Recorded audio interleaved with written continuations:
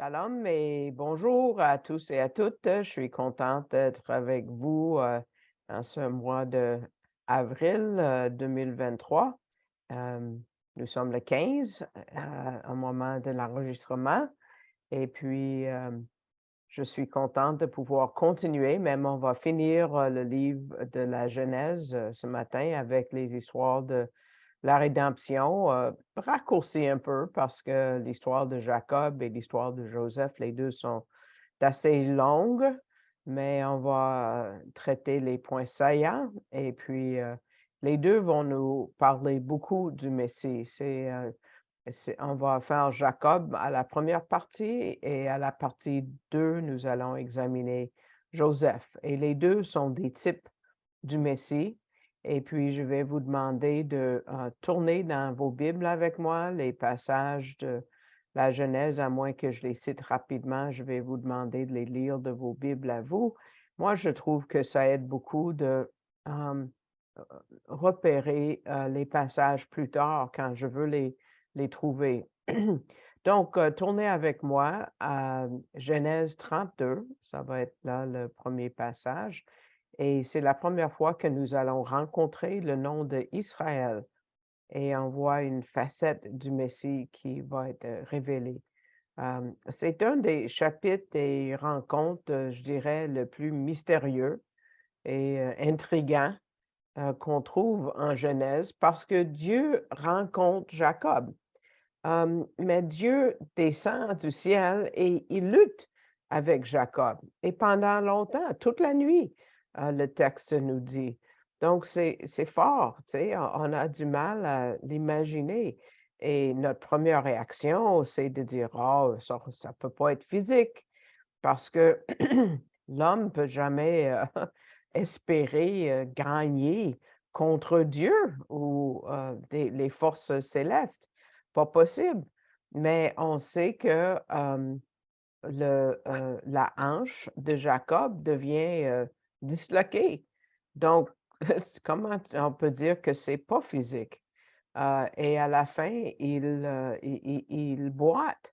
Donc c'est loin d'être, juste, spirituel ou quelque chose comme ça. Hem Et à la toute fin de cette lutte, Jacob, reconnaît quelque chose d'intéressant chez cet individu. Le mot pour, en hébreu, c'est ish, c'est un individu, parce qu'il lui demande une bénédiction de cet individu. Et là, le nom de Jacob change pour Israël. Et c'est la première fois qu'on voit Israël dans la Bible, la première fois de 2506 fois de la, Genèse jusqu'à l'Apocalypse et c'est le début d'Israël et c'est très intriguant, tout comme la nation même aujourd'hui. Et après cette lutte, Jacob dit quelque chose qui confond, beaucoup de commentateurs parce qu'il reconnaît l'identité de cet individu. Dans le verset 30, il dit: «Car j'ai vu Dieu face à face». Et mon âme a été délivrée. Il est pas mort, mais c'était un individu, c'était un homme. Dieu? Un homme ou Dieu? Lequel? Comment est-ce que tu peux appeler un homme Dieu? Quelle surprise pour Jacob. Comment est-ce que je peux être encore en vie après avoir vu Dieu de mes yeux? Parce que Dieu avait dit, ben, on va le dire plus tard en Exode, que l'homme ne peut me voir et vivre. Donc, qui est-ce que Jacob a bien vu? C'était Dieu, il y a juste un Dieu, hein? Donc, quelle sorte de lutte est-ce que ça aurait pu être? Combien est-ce que c'était physique? Ça a duré toute la nuit. Et c'est quoi la dimension spirituelle de tout ça? Donc, nous sortons aussi de cette scène un peu confus. Ça nous laisse avec encore plus de questions. Mais qu'est-ce qui est pas mystérieux? Dieu et l'homme se rencontrent. Dieu et l'homme sont ensemble.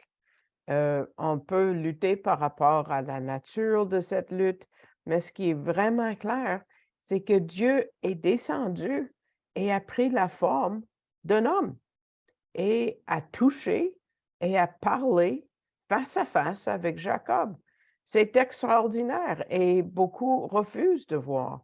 Je pense à cet homme orthodoxe à qui j'ai parlé, ouf, ça doit faire 6 semaines et puis il a dit que dans la Torah, dans les 5 livres, il n'y avait pas d'exemple où Dieu prenait la forme, d'un homme. J'aurais pu lui parler de ça. J'y ai pas pensé, mais qui est-ce que ça aurait pu être? Mais qui est-ce que ça pourrait être sauf Jésus, Yeshua, qui a dit: «Si tu m'as vu, tu as vu le Père». C'est Yeshua et c'est pour ça qu'il résiste autant. Mais vous voyez comment la Genèse nous prépare à rencontrer Yeshua plus tard? Lisons maintenant le passage au complet, en chapitre 32 de Genèse, à partir du verset 24 jusqu'à verset 30. Lisons avec moi, c'est tellement beau. Et Jacob resta seul, et un homme, Ish, c'est le mot en hébreu, lutta avec lui jusqu'au lever de l'aurore. Et lorsqu'il vit qu'il ne prévalait pas sur lui, il toucha l'emboîture de sa hanche. Et l'emboîture de la hanche de Jacob fut luxée, comme il luttait avec lui. Et il dit: «Laisse-moi aller, car l'aurore se lève». Et Jacob, il dit: «Je te laisserai point aller sans que tu m'aies béni». Et il lui dit: «Quel est ton nom?» Et il dit: «Jacob». Et il dit: «Ton nom sera plus appelé Jacob, mais Israël, car tu as lutté avec Dieu et avec les hommes, et tu as prévalu». Et Jacob demanda et dit: «Je te prie, déclare-moi ton nom». Et il dit: «Pourquoi demandes-tu mon nom?» Et il le bénit là. Et Jacob appela le nom du lieu Péniel. Péni, c'est le visage. Elle, c'est le visage de Dieu, car j'ai vu Dieu face à face et mon âme a été délivrée. Monsieur Gabizon dit, c'est l'Évangile selon Jacob. C'est le Messie préincarné, le Yahid. Vous vous rappelez, Yahid, c'est quand ça veut dire seul et unique, comme votre nez, vous en avez juste un, euh, apparaît à Jacob. Le verset 30 dit: «J'ai vu Dieu face à face, mon âme a été délivrée». Qui est-ce que Jacob a vu?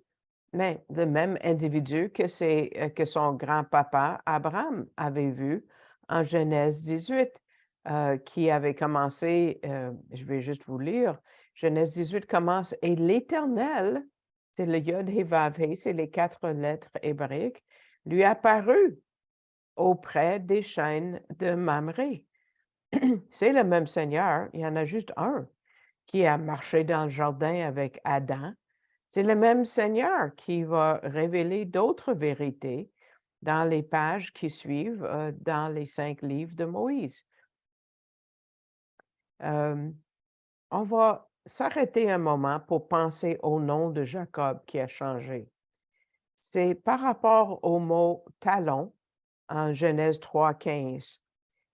Parce que Dieu avait, condamné le serpent, maudit le serpent, et il a dit au serpent, qu'il briserait le talon du Messie et on peut voir ça, comme l'antisémitisme qu'on voit depuis, ben, le premier juif, c'est Abraham, le premier antisémite, c'est Agar et ça continue encore, il y a eu des graffitis écrits avec des croix gammées, sur, une synagogue de Montréal il y a comme une semaine. Ça continue, ça n'arrêtera pas. Et le mot, talon dans l'hébreu, c'est akeb et on va voir que le mot Jacob vient de là. Donc le mot Jacob, c'est le mot talon avec l'addition d'une lettre. On peut montrer la diapo. Donc je sais que c'est très petit, mais vous voyez le mot akab en haut, ça commence avec un ayin, c'est la lettre, Kof, bet. Et puis, vous voyez, j'ai mis ça un peu à part juste pour que vous voyez. c'est les mêmes lettres qui suivent, mais vous voyez qu'il y a comme une apostrophe. Ça, c'est la lettre Yod, voilà.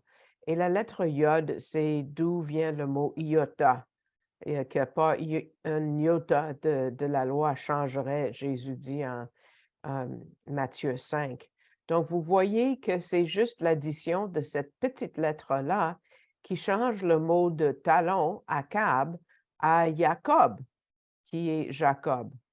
Donc, c'est le seul changement. Donc, quelle est cette lettre Yod? Quelle est l'importance? Mais c'est une abréviation du nom divin parce que c'est la première lettre du nom éternel que vous avez en français. En anglais, on a Lord en majuscule. Et puis, c'est le Yod, ça c'est cette lettre-là, He, Vav, He. Donc, c'est la première lettre. Donc, souvent, quand on ajoute cette petite lettre-là en nom, ou des fois, on va l'enlever, on va voir tantôt, c'est quoi que c'est soit qu'on ajoute la présence de Dieu ou nous enlevons la présence de Dieu. Nous le voyons en Jérémie 22, par exemple, avec Jéconias, qui a brisé la lignée de cette semence de la femme.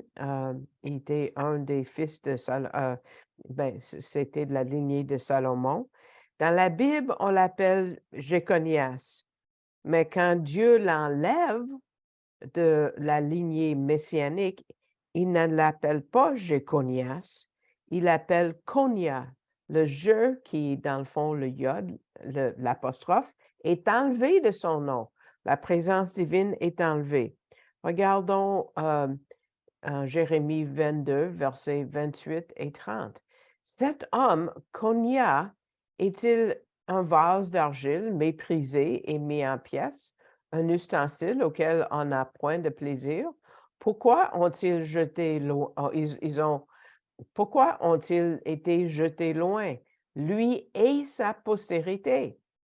Ainsi dit l'Éternel, inscrivez cet homme comme privé d'enfant, comme un homme qui ne prospérera pas pendant ses jours, car de sa semence, nul ne prospérera, assis sur le trône de David ou dominant encore en Juda.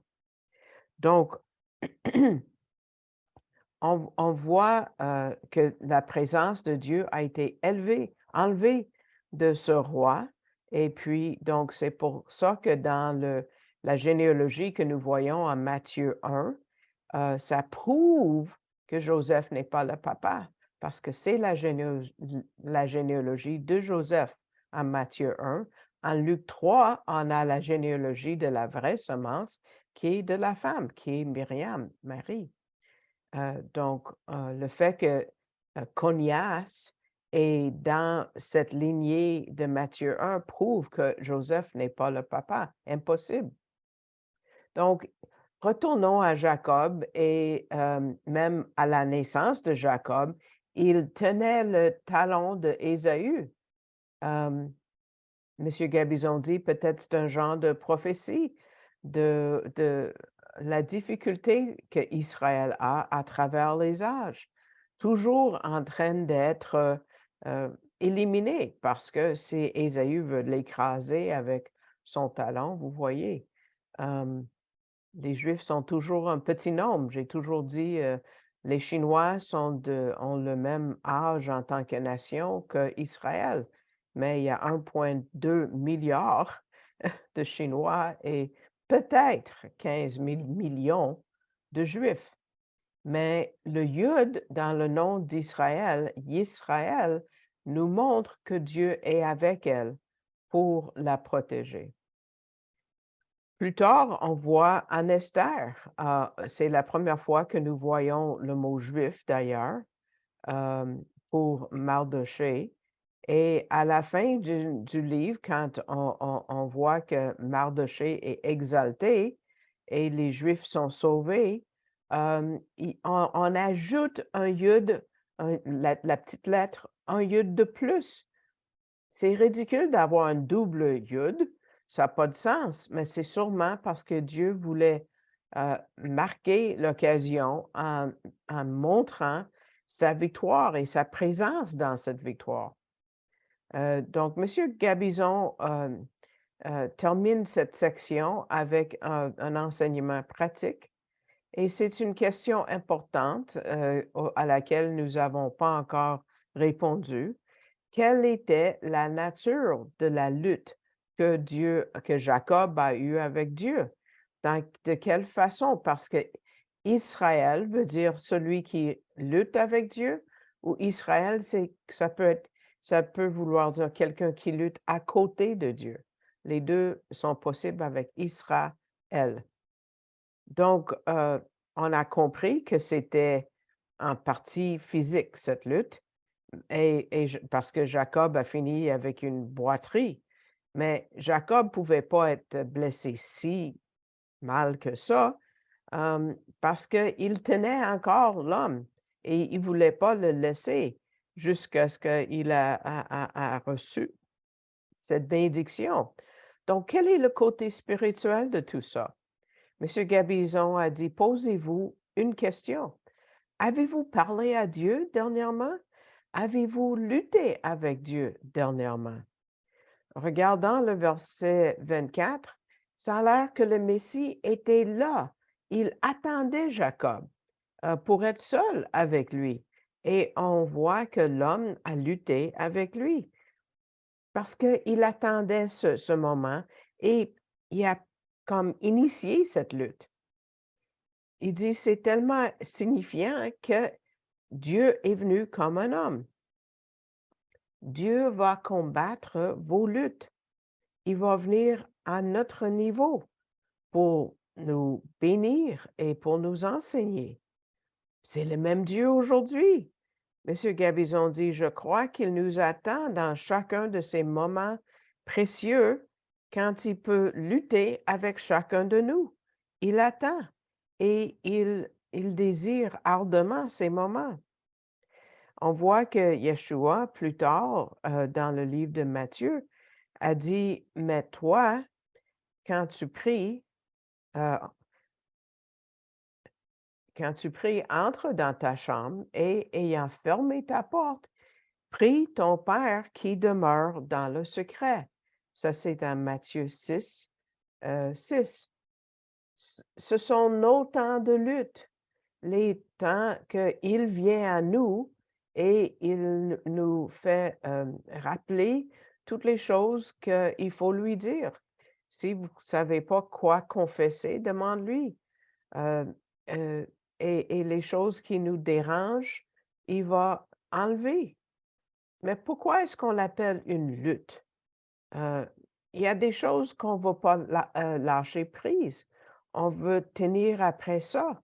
Heu, peut-être ce sont des souvenirs du passé ou des habitudes ou des fois des croyances qui dérangent notre croissance.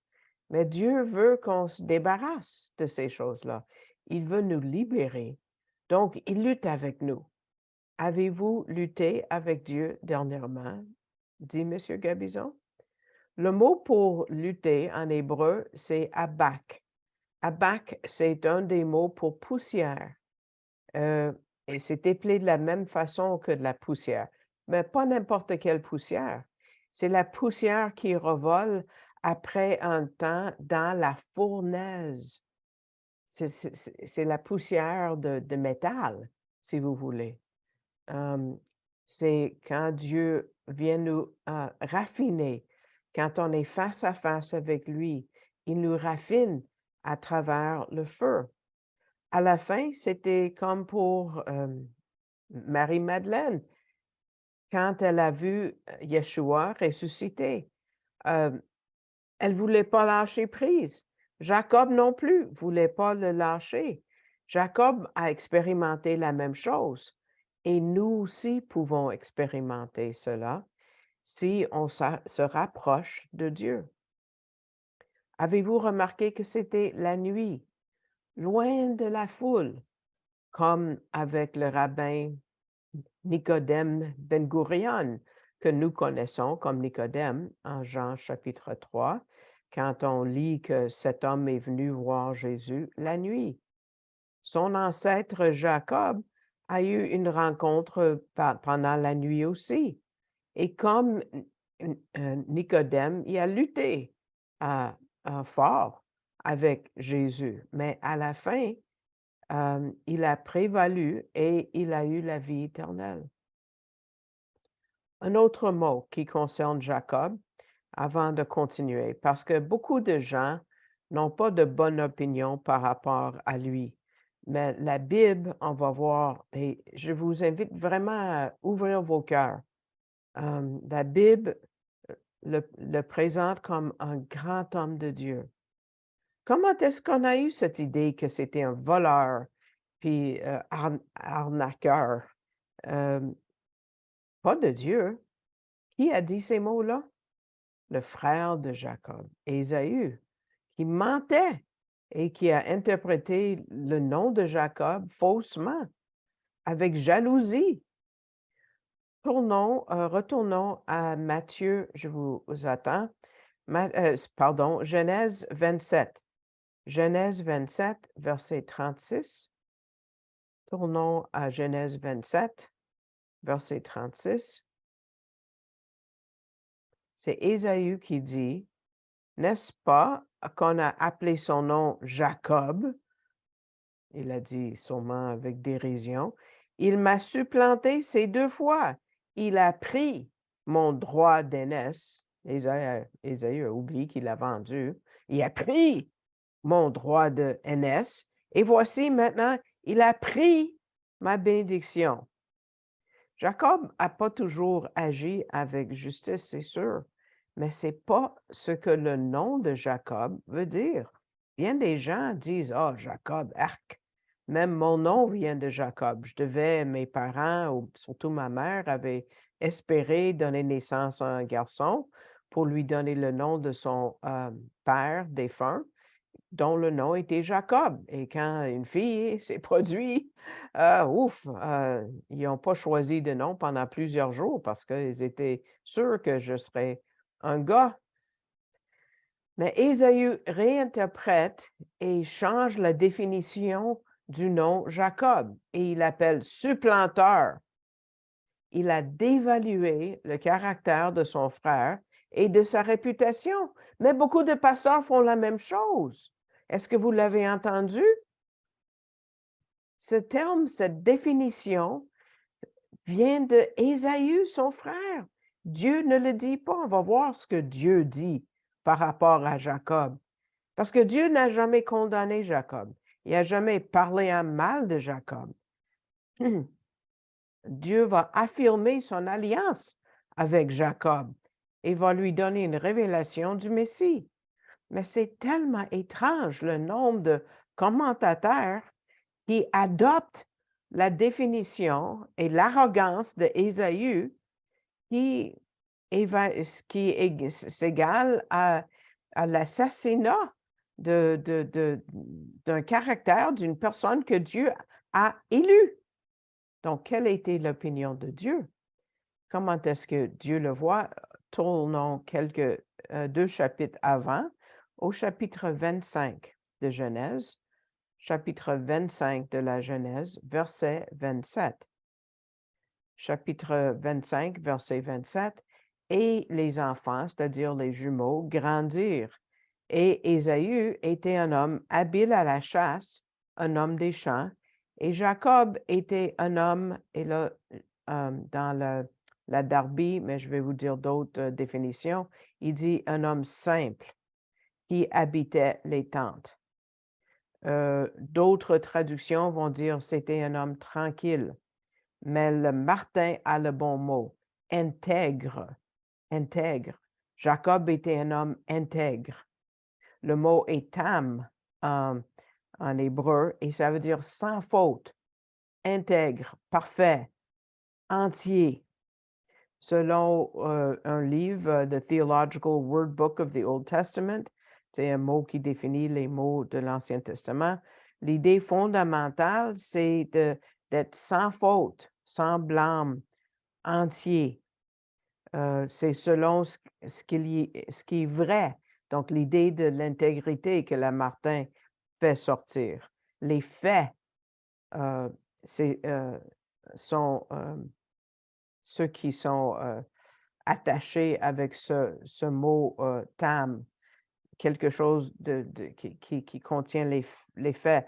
Parce que David utilise le même mot pour décrire la loi de Dieu. La loi de Dieu est tam. Quelle différence entre dire qu'il est supplanteur, et de dire qu'il est intègre, hein? Mais il y a beaucoup de traducteurs qui n'ont pas compris.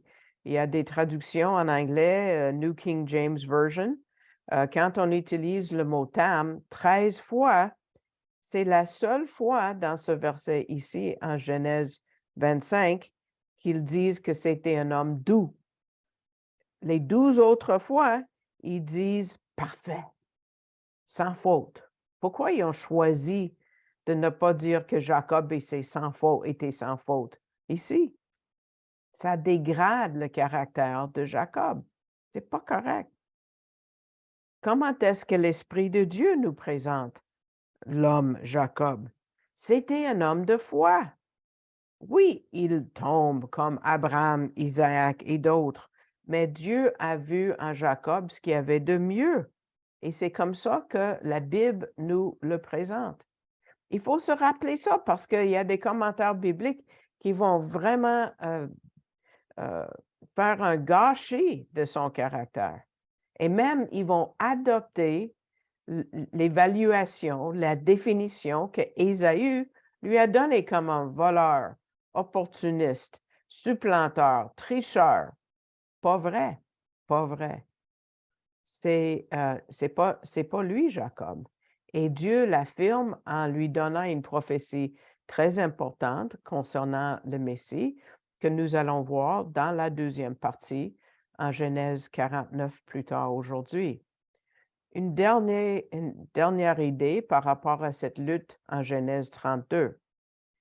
N'est-ce pas comme ça que l'histoire d'Israël a commencé? Avec une lutte, Israël a commencé. Et aussi un désavantage, le fait que sa hanche était disloquée. Comment est-ce que tu peux bien marcher avec une hanche disloquée, luxée? Ça indique un genre de précédent dans la vie du peuple juif à travers les siècles et les millénaires, une vie de lutte, parce que les temps de paix étaient très rares dans la vie du peuple d'Israël. Avec cela, nous prenons fin à la partie 1 et puis quelqu'un m'a dit que je dois vous mentionner de mettre un pouce vers le haut si vous avez aimé cette étude parce que sur YouTube, parce que ça augmente la visibilité de la vidéo. Donc, j'espère que ça vous a béni. Vous pouvez vous souscrire et recevoir les avis aussitôt que la vidéo a été éditée et téléchargée sur l'Internet. Vous pouvez soutenir ce ministère dans la prière. Je l'apprécierai grandement. Si le Seigneur vous met à cœur de contribuer financièrement, comme plusieurs d'entre vous font, il y a une façon de faire en ligne. Et puis, vous allez au site Internet arielcanada.ca et en cliquant sur le drapeau français, vous allez avoir la langue française et ça va vous amener, il y a le mot donner, vous allez voir, et puis ça va vous amener à la page en bas, canadon.org, un organisme qui prend les dons pour nous et qui émet des reçus pour nous. Et vous pouvez aller où ça dit faites un don à cet organisme. Et puis, il y a un menu que vous tirez vers le bas et mon nom doit apparaître là. Et puis, vous allez pouvoir faire un don par carte de crédit électronique et vous allez avoir votre reçu de eux. Donc, je vous invite d'écouter la deuxième partie sur la vie de Joseph.